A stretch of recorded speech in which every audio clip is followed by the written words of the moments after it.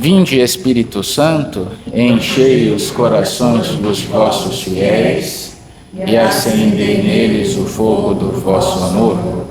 Enviai o vosso Espírito e tudo será criado e renovareis a face da terra. Oremos. Deus, que instruístes os corações dos vossos fiéis com a luz do Espírito Santo, fazei que apreciemos retamente todas as coisas, segundo o mesmo Espírito, e gozemos sempre da sua consolação. Por Cristo Senhor nosso. Amém. Em nome do Pai, do Filho e do Espírito Santo. Amém. Santa Maria, sede da sabedoria, rogai por nós. Eu sou o Padre Maurício, da paróquia de São Cristóvão. Nós estamos numa jornada da leitura da Sagrada Escritura, de modo muito especial, o Novo Testamento. Seja bem-vindo você que chegou a esse nosso vídeo. Você também possa percorrer essa jornada conosco. Ao final do vídeo, deixe o seu gostei ou o seu não gostei.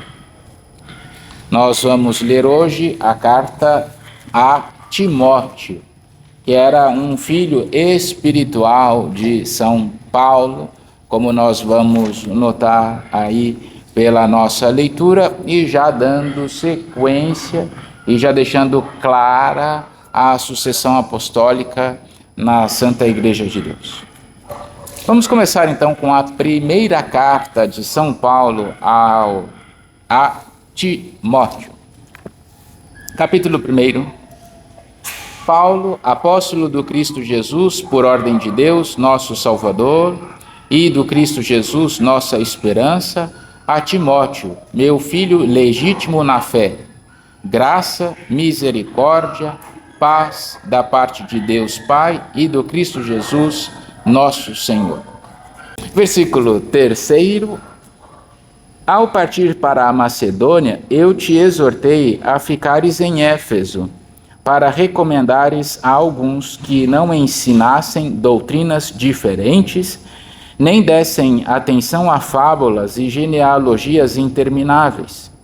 Essas coisas provocam antes longas discussões do que contribuem para a realização, na fé, do plano salvífico de Deus. Essa recomendação visava promover o amor que nasce de um coração puro, de uma boa consciência e de uma fé sincera. Por se terem afastado dessa linha, alguns se entregaram a um palavrório sem sentido. Pretendem ser mestres da lei, mas não entendem o que dizem, nem conhecem as questões que defendem. Essa é uma dificuldade ainda atual, né? Não devemos procurar doutrinas estranhas, diferentes, nem dar atenção a fábulas e nem a genealogias intermináveis, um palavrório. E hoje nós temos um novo aerópago moderno, que é a internet. E lá também tem um palavrório comprido. E devemos ficar atentos a manter firme a nossa fé na igreja, de modo especial com o magistério. É verdade que passamos por uma crise grande na igreja hoje, mas devemos manter a nossa comunhão mesmo nessa dificuldade toda. Apesar de tudo, esta é a Igreja de Cristo e isso deve nos animar mesmo nessas dificuldades. Versículo 8. Sabemos que a lei é boa, contanto que usemos dela como se deve. De fato, a lei não é feita para o justo, mas para os transgressores e rebeldes, para os irreligiosos e pecadores, para os ímpios e mundanos, para os que matam pai ou mãe e para os demais assassinos, para os devassos, os sodomitas, os traficantes de escravos, os mentirosos, os perjuros e para tudo o mais que se opõe à sã doutrina, a qual é conforme ao Evangelho da glória de Deus bendito, a mim confiado. Rendo graças àquele que me deu forças, Cristo Jesus, nosso Senhor, pela confiança que teve em mim, colocando-me a seu serviço, a mim que antes blasfemava, perseguia e agia com violência. Alcancei, porém, misericórdia, porque agia por ignorância, não tendo ainda a fé. A graça de nosso Senhor manifestou-se copiosamente junto com a fé e com o amor que estão em Cristo Jesus. É digna de fé e de ser acolhida por todos esta palavra. Cristo Jesus veio ao mundo para salvar os pecadores, dos quais eu sou o primeiro. Alcancei, porém, misericórdia, para que em mim, o primeiro dos pecadores, Jesus Cristo mostrasse toda a sua paciência, fazendo de mim um exemplo para todos os que hão de crer nele em vista da vida eterna. Ao Rei dos séculos, Deus imortal, invisível, único, honra e glória pelos séculos dos séculos. Amém. Timóteo, meu filho, esta é a recomendação que te faço, de acordo com as profecias proclamadas outrora a teu respeito. Fortificado por elas, combate o nobre combate com fé e boa consciência. Por terem repudiado a boa consciência, alguns naufragaram na fé. Entre eles estão Himeneu e Alexandre. Entreguei-os a Satanás para que aprendam a não blasfemar. São Paulo escreve essa carta para animar Timóteo. Percebam que ele já colocou Timóteo como aquele que vigia a fé, aquele que está acima, aquele que vê os irmãos de cima, aquilo que os gregos chamavam episkopos. Episkopos é aquele que vê do alto, que depois nós temos, com todas as traduções, é o que chamamos hoje de bispo. Então, ele já era colocado ali para vigiar a fé. E ainda São Paulo não tem medo, ele ainda toma cuidado com aqueles que foram entregues à confusão. Cuidado com Himeneu e Alexandre. Devemos pregar o Evangelho e devemos ter um pouco de clareza de que nem todos vão acolher. Nem todos vão receber o Evangelho. Também por conta de Satanás, que quer tirar a fé de todos, né? E a nós devemos permanecer firmes e convictos na fé em Cristo Jesus. Capítulo 2. Antes de tudo, peço que se façam súplicas, orações, intercessões, ação de graças por todas as pessoas, pelos reis e pelas autoridades em geral, para que possamos levar uma vida calma e tranquila, com toda a piedade e dignidade. Isso é bom e agradável a Deus nosso Salvador. Só um adendo, né? Como é que começamos uma missão? Como é que começamos uma evangelização? Como começamos um apostolado? Rezando. Antes de tudo, rezar. Santo Curadars, que é o patrono dos padres, né? Cura, em francês, significa pároco. E a cidade dele era a cidade de Ars. Então, quando falamos de Curadars, estamos falando de São João Maria Vianney. E ele já estava convertendo a cidadezinha dele, todas as pessoas já estavam dando a sua adesão a Cristo Jesus, já estava conhecido na redondeza, e já com fama de santidade, um padre vizinho veio procurá-lo. Nossa, São João, não São João, ele diria João, né? Nossa, Padre João, eu não sei o que faço, na minha paróquia os fiéis não se confessam, os fiéis não procuram a Deus. Ao que o santo perguntou: pois bem, quantas horas de jejum você já fez pela sua paróquia? Quantas foram as suas mortificações? Como tem sido a sua oração? Interessante, né? Antes de pregar, é necessário rezar. Assim também nós, né? Devemos rezar antes de qualquer apostolado. Versículo 4. Isso é bom e agradável a Deus, nosso Salvador. Ele quer que todos sejam salvos e cheguem ao conhecimento da verdade. Com efeito, há um só Deus e um só mediador entre Deus e a humanidade, o homem Cristo Jesus, que se entregou como resgate por todos, este foi o seu testemunho dado no tempo devido? Digo a verdade e não minto. Para servir a esse testemunho, fui constituído arauto e apóstolo, mestre dos gentios na fé e na verdade. Há um só Deus e um só mediador entre Deus e os homens, Cristo Jesus. Versículo 8. Quero, pois, que em toda parte os homens orem, erguendo as mãos santas, sem ira nem contenda. Igualmente quero que as mulheres se vistam decentemente e se enfeitem com modéstia e bom senso. Nada de penteados complicados, nem de joias de ouro ou de pérola, nem de vestes luxuosas. Ao contrário, enfeitem-se com boas obras, como convém às mulheres que se aplicam à vida piedosa.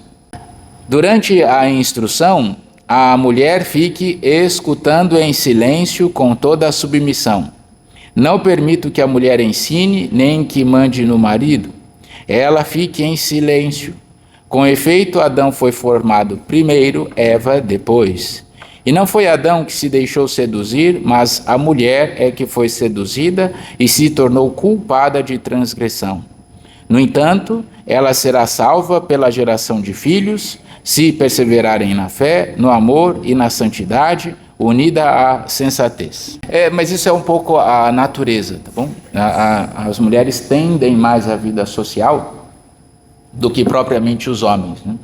E elas são sempre muito simpáticas. Por que São Paulo está falando para mulheres, durante a instrução, calem-se, para diferenciar já no início da igreja o culto cristão do culto pagão?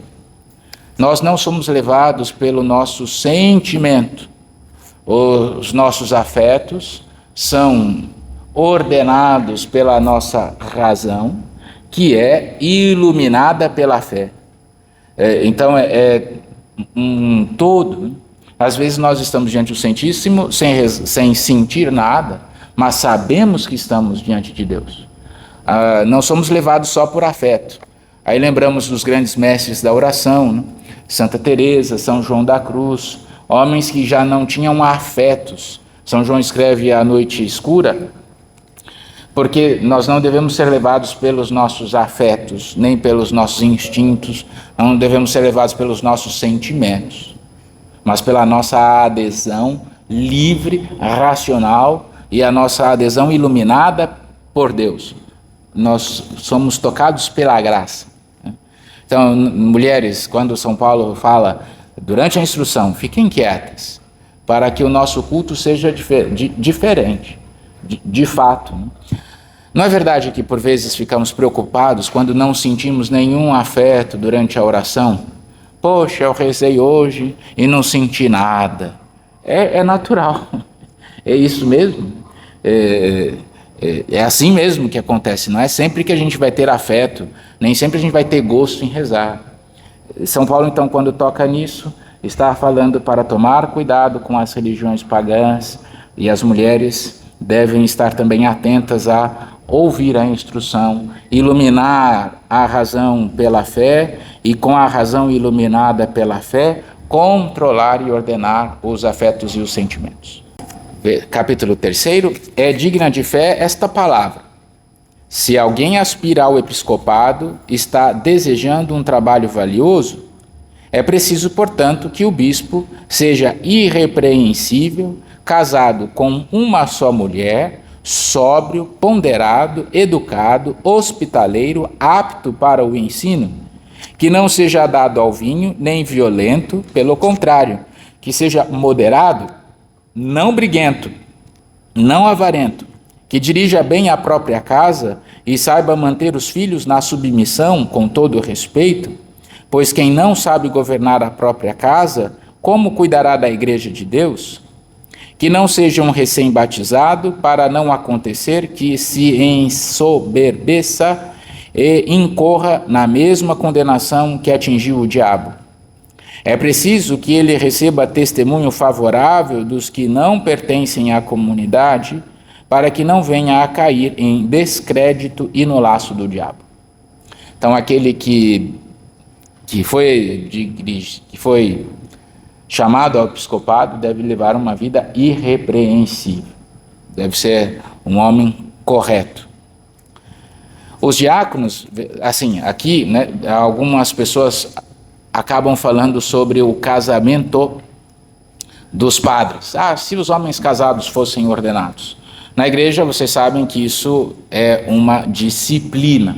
A igreja pede que aqueles que sejam ordenados sacerdotes, os padres e os bispos, na igreja latina, porque na igreja do Oriente não é assim. Na igreja do Oriente, os padres podem se casar, os bispos não. Na igreja do Oriente também os bispos não se casam. Na igreja latina, os bispos e os padres. Depois nós veremos em algum outro trecho, né, os padres, os sacerdotes, né, os presbíteros e os bispos que se casavam. Né, é interessante que seja homem de uma mulher só. É evidente que não estava podendo casar com outra mulher, mas quando a esposa morria, ele não poderia contrair um novo matrimônio. Ele deveria permanecer só. Em outros casos, até se pedia aos presbíteros e aos bispos que eles não tivessem relações sexuais com as suas esposas, quando fossem ordenados episcopos. Então, embora os bispos fossem casados, já havia uma disciplina que, já na igreja nascente, que tornava os episcopos e os presbíteros homens castos, né? Também para o culto. E vejam quantos são os requisitos: que não seja dado ao vinho, que seja educado, não pode ser grosseiro, que conduza bem a sua casa, que não seja avarento, que não seja briguento, e também que ele tenha boa reputação com os pagãos. Não basta ter reputação boa só com os cristãos, os pagãos também têm de ter boa, com os pagãos também devem ter boa reputação. Versículo 8: os diáconos igualmente devem ser pessoas decentes, homens de palavra, não viciados no vinho, nem afeitos a lucros torpes. Saibam guardar o mistério da fé com uma consciência pura. Será preciso primeiro examiná-los. Depois, caso não haja nada a censurar-lhes, é que assumirão as funções de diácono. Suas esposas também sejam honestas, não maldizentes, sóbrias, fiéis em tudo. Os diáconos sejam casados com uma só mulher, eduquem bem seus filhos e saibam dirigir sua própria casa. Os que tiverem exercido bem a sua função de diácono alcançarão para si uma posição honrosa e muita coragem na fé em Cristo Jesus. Vocês sabem que na Igreja Latina, com o Concílio Vaticano II, foi instituído a ordem dos diáconos. Existem os diáconos permanentes que podem casar-se. E quais são os critérios? Tem lá um tempo certo de vida matrimonial, e para que um homem casado possa ser ordenado diácono na Igreja Católica, a esposa tem de autorizar. E ele fica proibido de contrair um novo casamento. Então, se ele ficar viúvo, ele não pode se casar com uma outra pessoa. Ainda hoje, essas orientações que eram da igreja primitiva continuam hoje. Os diáconos também têm de ser homens de uma mulher só. Morreu aquela, vai continuar solteiro. Solteiro não, porque é viúvo, né? Vai permanecer sozinho. Versículo 14: escrevo-te estas coisas na esperança de ver-te em breve. Caso, porém, eu demore, já estarás sabendo como deves proceder na casa de Deus, que é a igreja do Deus vivo, coluna e fundamento da verdade. Como nós todos reconhecemos e professamos, é grande o mistério da piedade. Ele foi manifestado na carne, justificado no Espírito, contemplado pelos anjos, proclamado entre os gentios, acreditado no mundo, arrebatado na glória. Aqui está bem claro, Jesus é verdadeiramente Deus e verdadeiramente homem. Então, manifestado na carne, justificado no Espírito, contemplado pelos anjos, proclamado entre os gentios, acreditado no mundo, arrebatado na glória. Capítulo 4. O Espírito diz claramente que nos últimos tempos alguns renegarão a fé e se apegarão a embusteiros e a doutrinas diabólicas, deixando-se iludir por pessoas falsas e mentirosas, com a consciência marcada por ferro em brasa. Proíbem o matrimônio e o uso de certos alimentos, que, no entanto, foram criados por Deus para serem tomados com ação de graças pelos fiéis e por aqueles que chegaram ao conhecimento da verdade. Com efeito, toda criatura de Deus é boa e não se deve rejeitar coisa alguma que se usa com ação de graças. Com efeito, essas coisas são santificadas pela palavra de Deus e pela oração. É interessante, né? Quero retomar o versículo 3. Proíbem o matrimônio e o uso de certos alimentos, que, no entanto, foram criados por Deus para serem tomados com ação de graças pelos fiéis. Não é verdade que hoje o matrimônio ele não é tido mais como referência? Não, qualquer casamento serve, qualquer união tem o mesmo peso que um matrimônio. Não é verdade que hoje são ridicularizados aqueles que se casam na igreja? Para que isso? Aqueles que ainda aceitam o matrimônio, porque grande número não aceitam o matrimônio. Versículo 6. Ensinando isto aos irmãos, serás um bom ministro de Jesus Cristo, nutrido com as palavras da fé e da boa doutrina, que tens seguido fielmente. Rejeita, porém, as fábulas mundanas e histórias de gente caduca, e exercita-se para a piedade. O exercício corporal é de pouca utilidade, ao passo que a piedade é útil para tudo, pois tem a promessa da vida presente e da futura. Esta palavra é digna de fé e de toda acolhida. De fato, se nos esforçamos e lutamos, é porque pusemos a nossa esperança no Deus vivo, que é o Salvador de todos, principalmente dos que têm fé. Recomenda estas coisas e ensina-as. Versículo 12. Ninguém te menospreze por seres jovens. De tua parte, procura ser para os que creem um exemplo pela palavra, pela conduta, pelo amor, pela fé, pela castidade. Até que eu chegue aí, dedica-te à leitura, à exortação, ao ensino. Não te descuides do carisma que está em ti, que te foi dado mediante uma profecia acompanhada da imposição das mãos do presbitério.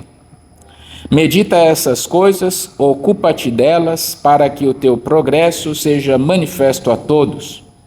Está atento a ti e ao que ensinas. Persevera nessas disposições e nessas práticas. Agindo assim, salvarás a ti mesmo e aos que te escutam. Então, notem que a dificuldade de escutar um padre novo não é atual, é uma dificuldade já da igreja primitiva. Ninguém te menospreze por seres jovens. E eu posso dizer isso com uma certa saudade, porque a cada tempo eu fico mais velho, mais gordo, né? E aí São Paulo me incentivou a nem ainda fazer exercício corporal, só as práticas da piedade. Isso é preguiça, cuidado. Mas os padres jovens sofrem um pouco, né? Imagina como um padre vai educar uma pessoa que já tem cabelo branco. É um grandioso mistério mesmo. Mas eu quero chamar agora a atenção para um outro trecho. Não te descuides do carisma que está em ti, que te foi dado mediante uma profecia acompanhada da imposição das mãos do presbitério. Como é ordenado um presbítero?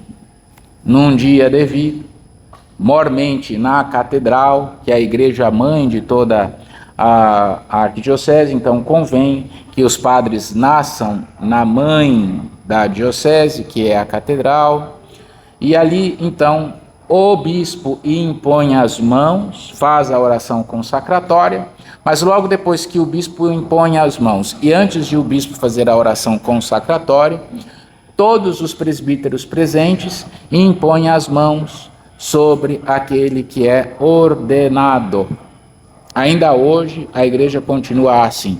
É um rito muito bonito. Aqueles que não participaram de alguma ordenação, se tiverem a oportunidade, tenham a graça de ir. É interessante, o bispo impõe as mãos de mitra, mas sem bácula, evidentemente, né? O bispo impõe as mãos, depois todo o presbitério impõe as mãos e o bispo então faz a oração consacratória. Tal qual a igreja primitiva. Não mudou ao longo desses 2000 anos. E o padre recebe um carisma, né? O carisma de ensinar, o carisma de conduzir, né? O carisma de pregar o evangelho, o carisma de levar os sacramentos. Continua a mesma coisa. Capítulo 5. A um mais velho não repreendas, mas aconselha como a um pai. Aos mais moços, como a irmãos. Às idosas, como a mães. Às mais jovens, como a tuas irmãs, com toda a castidade. Honra as viúvas, as que o são propriamente. Se, porém, uma viúva tem filhos ou netos, que estes aprendam primeiro a praticar a piedade para com os seus próprios familiares e, portanto, aprendam a retribuir aos pais o que deles receberam. Isto é agradável a Deus. Todavia, a que é realmente viúva e está desamparada, depositou a sua esperança em Deus e persevera noite e dia em súplicas e orações. Quanto àquela que se entrega aos prazeres, já morreu, embora esteja ainda viva. Insiste nestes pontos para que elas sejam irrepreensíveis. Quem não cuida dos seus, e principalmente dos de sua casa, renegou a fé e é pior que um infiel. Seja inscrita no grupo das viúvas somente aquela que tiver não menos de 60 anos, casada com um homem só, e seja conhecida por suas boas obras, isto é, se soube educar seus filhos, se foi hospitaleira, se lavou os pés dos santos, se socorreu as pessoas em dificuldades e se dedicou-se a todo tipo de boa obra. Não admitas viúvas jovens, pois estas, quando seus desejos se afastam de Cristo, querem se casar de novo e então merecem censura por faltarem com o compromisso antes assumido. E ainda vivendo na ociosidade, acostumam-se a ir de casa em casa, não apenas como ociosas, mas também como faladeiras e fofoqueiras, falando o que não convém. Por isso quero que as viúvas jovens se casem, tenham filhos, sejam boas donas de casa e não deem ao adversário pretexto para maledicências, pois algumas já se extraviaram, seguindo Satanás.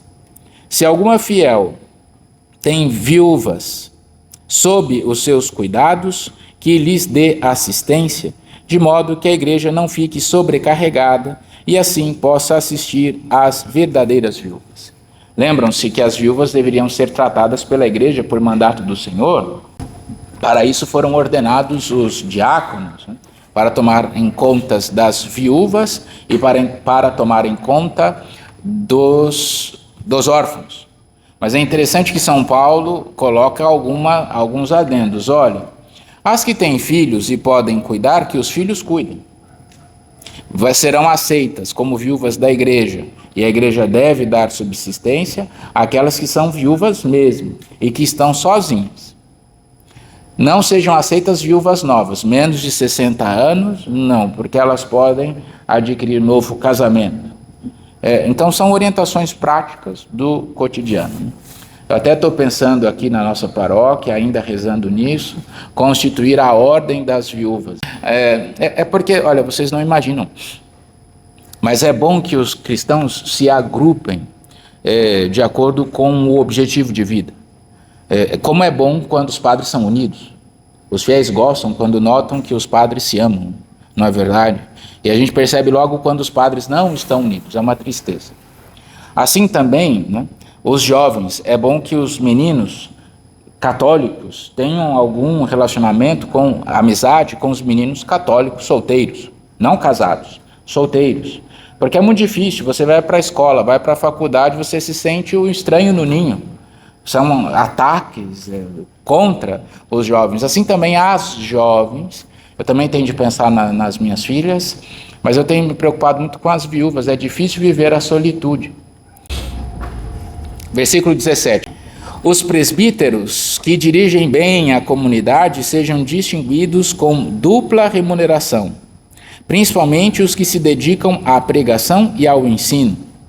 A Escritura com efeito diz: não coloques mordaça no boi que estiver à debulha. E ainda, o trabalhador merece o seu salário. Não recebas a acusação contra um presbítero, a menos que seja apoiada por 2 ou 3 testemunhas. Aos que são culpados, repreende-os na presença de todos, para que os outros também sintam temor. Eu te peço com insistência, diante de Deus e do Cristo Jesus e dos anjos eleitos, que observes estas normas, sem nenhuma prevenção, nada fazendo por parcialidade. Não te apresses a impor as mãos sobre ninguém, nem te tornes solidário com pecados alheios. Conserva-te puro. Então, já na igreja primitiva, como hoje, os presbíteros são mantidos pela igreja. A igreja mantinha? Os órfãos, as viúvas, os bispos e os presbíteros, que deveriam se dedicar ao ensino. Ainda hoje é assim. Assim a comunidade mantém o padre, né? Desde o tempo antigo. Agora, mas quero chamar mais uma atençãozinha aqui, né? Não te apresses a impor as mãos sobre ninguém. Não te apresses a ordenar presbíteros. Tenha calma, não ordena qualquer um. Conselhos diversos, versículo 23, não bebas mais somente água, toma também um pouco de vinho, por causa do teu estômago e de tuas fraquezas frequentes. É um homem de muito jejum, só bebia água esse moço. As faltas de alguns são manifestas, mesmo antes de serem examinadas em juízo, mas as de outros só depois se tornam manifestas. Assim também as boas obras são manifestas, e aquelas que ainda não o são, não podem ficar escondidas. Capítulo 6. Todos os que estão sob o jugo como escravos, considerem os seus senhores como dignos de todo apreço, para que o nome de Deus e a sua doutrina não sejam blasfemados. Os que tiverem senhores crentes, não os desrespeitem pelo fato de serem irmãos. Ao contrário, sirvam-nos ainda melhor, porque eles, os beneficiados por seus serviços, são fiéis e amados. Ensina estas coisas e exorta neste sentido. Se alguém transmite um ensino diferente e não se atém às palavras salutares de nosso Senhor Jesus Cristo e ao ensino segundo a piedade, é um orgulhoso, um ignorante, alguém doentiamente preocupado com questões fúteis e contendas de palavras. Daí se originam invejas, ultrajes, suspeitas malévolas, discussões sem fim entre pessoas de mente corrompida, que estão privadas da verdade e consideram a piedade como uma fonte de lucro. Ora, a piedade dá grande lucro, sim, mas para quem se satisfaz com o que tem. Com efeito, não trouxemos nada para este mundo, como também dele não podemos levar coisa alguma. Então, tendo com o que nos sustentar e nos vestir, fiquemos contentes. Ora, os que querem enriquecer caem em muitas tentações e laços, em desejos insensatos e nocivos, que mergulham as pessoas na ruína e perdição. Na verdade, a raiz de todos os males é o amor ao dinheiro. Por se terem entregues a ele, alguns se desviaram da fé e se afligem com inúmeros sofrimentos. Versículo 11.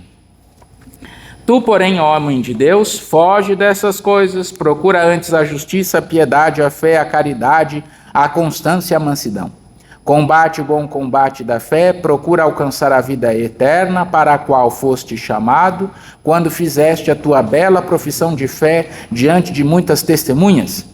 Diante de Deus, que dá a vida a todos os viventes, e do Cristo Jesus, que perante Pôncio Pilatos deu testemunho da bela profissão de fé, eu te ordeno: observa o mandamento com todo cuidado, irrepreensivelmente, até a manifestação de nosso Senhor Jesus Cristo.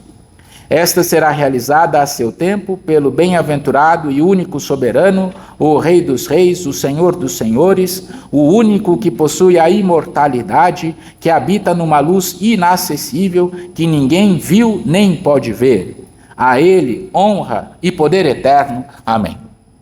Bonita essa Constituição, né? E veja, aqui ele citando a autoridade do tempo. Diante de Deus, que dá a vida a todos os viventes, e do Cristo Jesus, que perante Pôncio Pilatos deu testemunho da bela profissão de fé. E de fato. Versículo 17: ordena aos ricos deste mundo que rejeitem o orgulho e não ponham sua esperança na riqueza incerta, mas em Deus, que nos provê abundantemente de tudo para o nosso bom uso.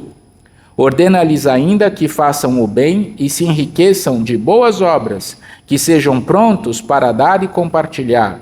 Assim acumularão para si mesmos um valioso tesouro para o futuro, a fim de alcançarem a vida verdadeira. Engraçado que São Paulo chama a pobreza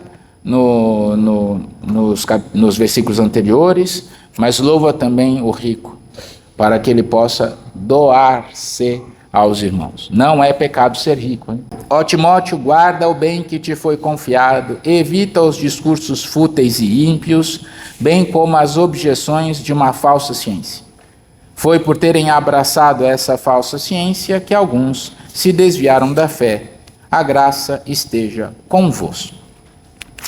Muito bem, esta foi a primeira carta de São Paulo a Timóteo. Vamos para a segunda. Então, a segunda carta de São Paulo a Timóteo, capítulo 1. Paulo, apóstolo de Cristo Jesus, pela vontade de Deus, segundo a promessa da vida que há em Cristo Jesus, a Timóteo, meu querido filho, graça, misericórdia e paz da parte de Deus Pai e de Cristo Jesus, nosso Senhor. Dou graças a Deus, a quem sirvo com a consciência pura, como aprendi de meus pais, quando, sem cessar, noite e dia, faço menção de ti em minhas orações. Lembrando-me de tuas lágrimas, sinto grande desejo de rever-te e assim encher-me de alegria. Recordo-me também da fé sincera que há em ti, fé que habitou primeiro em tua avó Loide, não sei se é Loide, me perdoem a pronúncia, e em tua mãe Eunice, e que certamente habita também em ti. Achamos aqui a fonte da fé de Timóteo, né? Então as avós, não percam a esperança.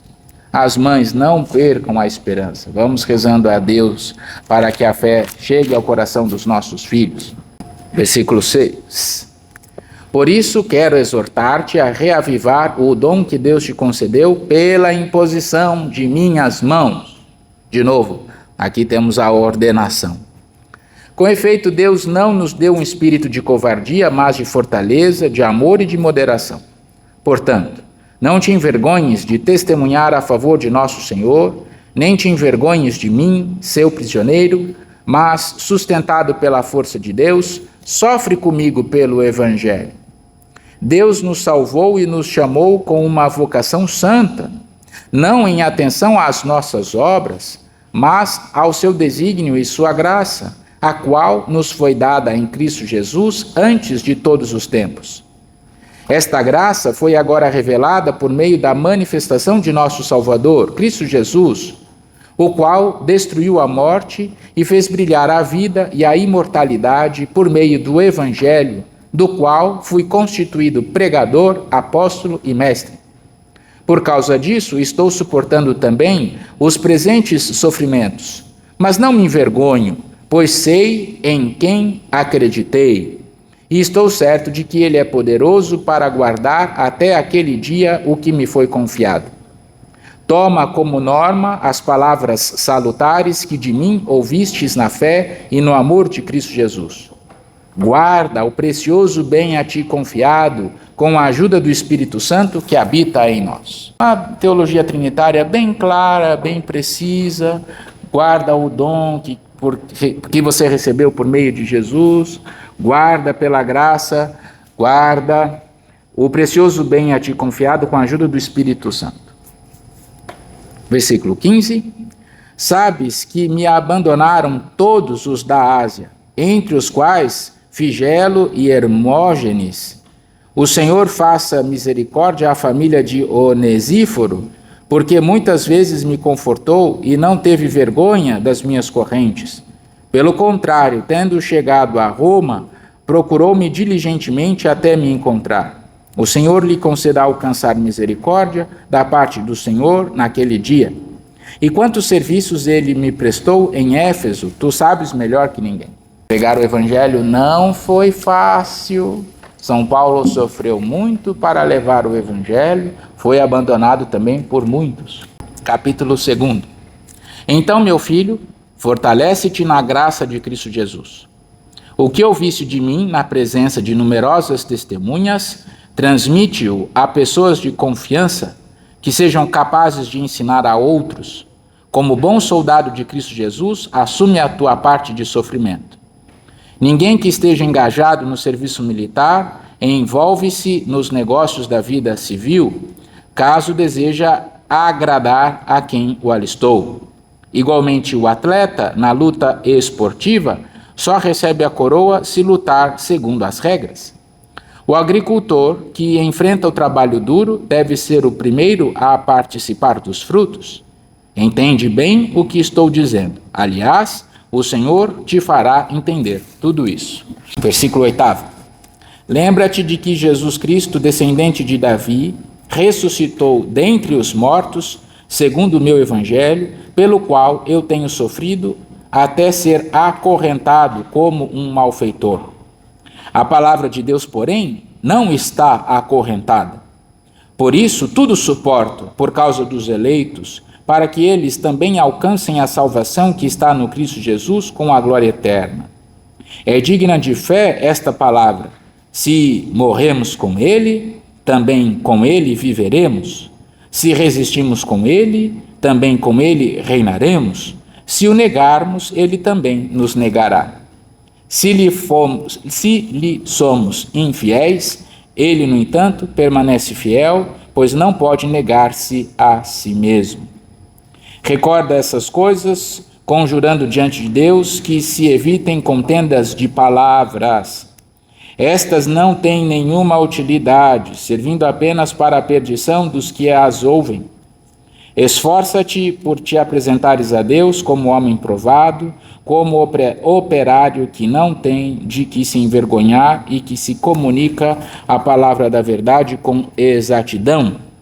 Evita as conversas fúteis, pois os que a elas se entregam progredirão cada vez mais na impiedade, e suas palavras se alastrarão como gangrena.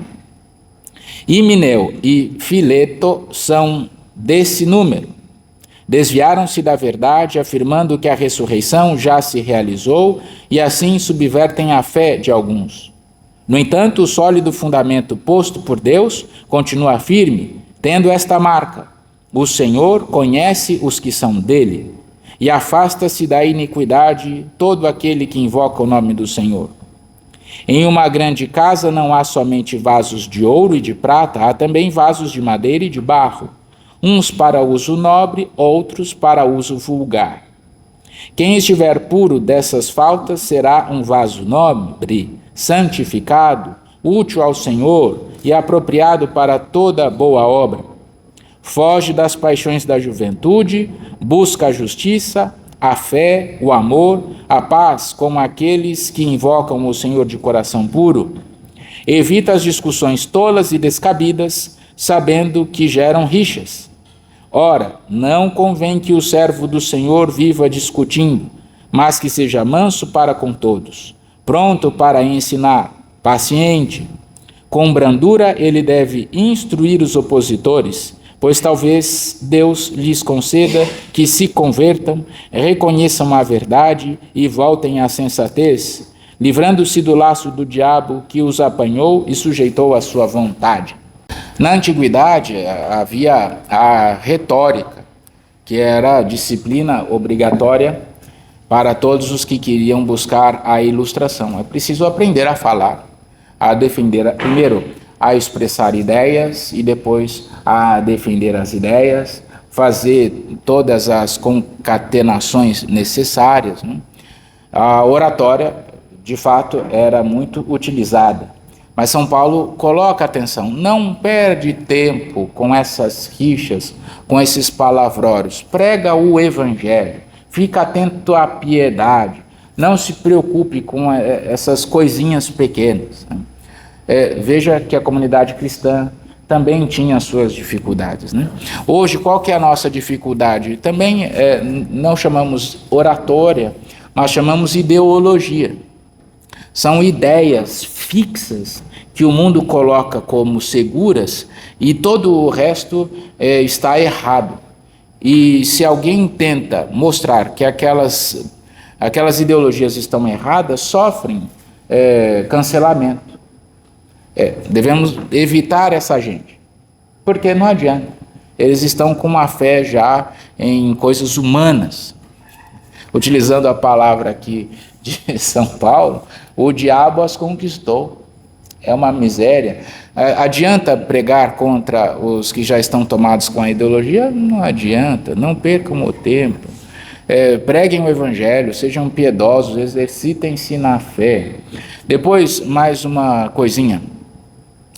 A todos que querem fazer o apostolado, anunciar o evangelho. Primeiro devemos anunciar com a vida. São Francisco tem essa máxima, né? Quando ele enviava os seus, vai pregar o evangelho. Se necessário, usem a Sagrada Escritura. Pode ser que a tua vida seja o único evangelho que a pessoa venha a ler. De fato, primeiro a vida. Mas como pregar o evangelho?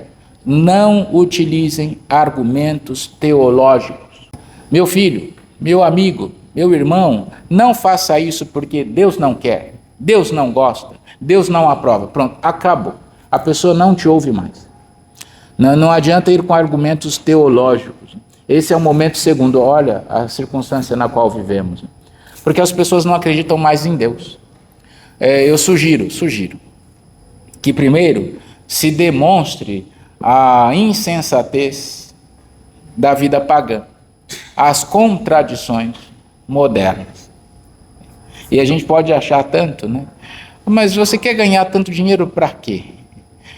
Você quer estudar tanto para quê? Para ganhar dinheiro. E o que você vai fazer com o dinheiro? Para eu comprar um barco. Para que comprar um barco? Para eu ficar tranquilo. Mas por que você já não fica tranquilo agora? Você tem certeza que você vai viver tudo isso de tempo? Você tem certeza que você vai viver tudo isso para conseguir adquirir tudo o que você quer? Fica tranquilo já? É verdade, né? Depois que você prova que a pessoa que ela está fazendo esforço inútil, olha, sabe que Deus tem um outro projeto para nós que pode te trazer tranquilidade? E aos pagãos a gente nunca diz assertivamente, você está errado. Eles são muito altivos, devemos fazer sempre perguntas. Mas meu filho, será que isso aí vai te trazer felicidade, hein? Mas meu amigo, será que você vai achar felicidade nessa outra mulher que é igualzinha à sua esposa? Será que compensa? Hoje devemos ter essas... Não entremos em discussões, tá bom? Não cabe a nós. Não se percam com palavrório. E quando for anunciar o evangelho, pregar o evangelho, preguem com a vida. Depois, não comecem com argumentos teológicos. As pessoas não vão escutar. Comecem com as incoerências da vida moderna e nunca falem nada assertivamente, sempre perguntando, será que é assim mesmo? E depois, quando a pessoa estiver percebendo a bobagem que ela está fazendo, olha, no momento segundo, sabe que Deus se revelou plenamente à humanidade em Cristo Jesus? E eu posso te ensinar. Aí a pessoa dá a sua adesão. Antes de ela perceber as bobagens que ela faz, eles não vão aceitar o evangelho. capítulo 3, e aqui nós terminamos, para a semana que vem lermos a carta a Tito. Fica sabendo que nos últimos dias sobrevirão momentos difíceis. As pessoas serão egoístas, avarentas, presunçosas, soberbas, difamadoras, rebeldes a seus pais, estou começando a ficar preocupado, ingratas, ímpias, sem coração, implacáveis, caluniadoras, incontinentes, desumanas, inimigas do bem, traidoras, insolentes, presunçosas, mais amigas dos prazeres do que de Deus, tendo a aparência da piedade, mas negando sua eficácia. Foge também dessa gente. São Paulo descobriu tudo o que a gente está vivendo, né? É um homem iluminado por Deus ou não é um homem iluminado por Deus, né? Versículo 6: deles fazem parte os que entram pelas casas e levam cativas mulherinhas cheias de pecado e movidas por várias paixões, sempre aprendendo, sem nunca chegar ao conhecimento da verdade. Assim como Janes e Jambres resistiram a Moisés, assim também esses tais resistem à verdade. São pessoas com a mente corrompida, reprovadas quanto à fé, mas não irão longe, porque a sua insensatez ficará manifesta diante de todos, como ficou a daqueles dois. Bem, aquilo que eu falei, é tudo isso, né? Versículo 10: tu, porém, me tens seguido cuidadosamente no ensino, na maneira de proceder e agir, nos propósitos, na fé, na longanimidade, no amor, na constância, nas perseguições e sofrimentos que me sobrevieram em Antioquia, Icônio e Listra. Que perseguições suportei, mas de todas o Senhor me livrou. Aliás, todos os que quiserem viver piedosamente no Cristo Jesus serão perseguidos. Poxa, hein? Olha o que São Paulo está falando. Todos os que quiserem viver piedosamente no Cristo Jesus serão perseguidos. Quanto aos maus e aos impostores, progredirão cada vez mais no mal, enganando e sendo enganados. Quanto a ti, permanece naquilo que aprendeste e aceitaste com fé. E sabes de quem o aprendeste? Desde criança conheces as Escrituras Sagradas. Elas têm o poder de te comunicar a sabedoria que conduz à salvação pela fé no Cristo Jesus. Toda a Escritura é inspirada por Deus e é útil para ensinar, para argumentar, para corrigir, para educar conforme a justiça. Assim, a pessoa que é de Deus estará capacitada e bem preparada para toda boa obra. Sem comentários, capítulo 4. Diante de Deus e do Cristo Jesus, que vai julgar os vivos e os mortos, eu te peço com insistência, pela manifestação de Cristo e por seu reinado.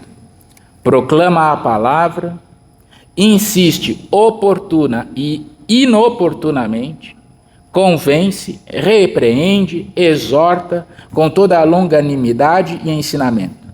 De fato, vai chegar um tempo em que muitos não suportarão a sã doutrina e se cercarão de mestres conforme seus desejos, quando sentem coceira no ouvido, e desviando o ouvido da verdade, voltam para as fábulas. Tu, porém, vigia em tudo, suporta as provações, faze a obra de um evangelizador, desempenha bem o teu ministério.